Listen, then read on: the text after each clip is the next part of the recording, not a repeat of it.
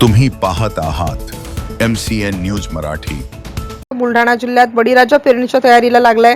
शेतात पेरणीपूर्व मशागतीची कामे सुरू झाली आहेत। शेतकऱ्याप्रमाणे कृषी विभाग देखील शेतकऱ्यांसाठी सज्ज झाला आहे।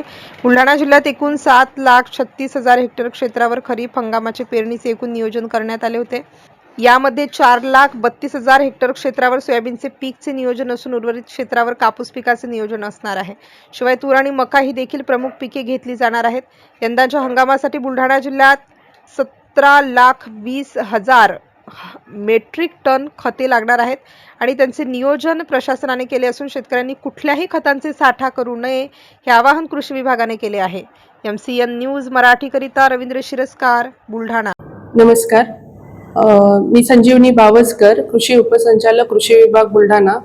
26-27 मध्ये बुलढाणा जिल्ह्यामध्ये खरीप हंगामाकरता 7,36,000 हेक्टर क्षेत्रावरती पेरणीचं नियोजन केलेलं आहे। यामध्ये प्रामुख्याने जे सोयाबीनचं क्षेत्र आहे ते आपलं असणार आहे। त्यामध्ये 4,32,000 हेक्टर क्षेत्रावरती नियोजन आहे। त्याचप्रमाणे कापूस जे आहे ते 1,28,000 हेक्टर क्षेत्रावरती आपण नियोजन करतोय। तूर व मका ही आणखी 2 पिकं जी आहेत ती आपले मुख्य पिकं आहेत। पिकानुसार जो आहे तो बियाण्याचा साठा मुबलक प्रमाणामध्ये जिल्ह्यात उपलब्ध आहे। त्याचप्रमाणे खताच्या बाबतीमध्ये खरीप हंगामाकरता आपल्याला 1,72,000 मेट्रिक टन खत जे आहे ते मागणी आपण केलेली आहे। सद्यस्थितीमध्ये 82,000 मेट्रिक टन खत साठा जो आहे तो जिल्ह्यामध्ये उपलब्ध आहे।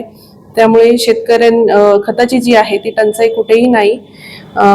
त्यामुळे शेतकऱ्यांनी जो आहे तो घाबरून जाऊन खताची खरेदी किंवा साठा करू नये असं आवाहन कृषी विभागामार्फत करण्यात येत आहे।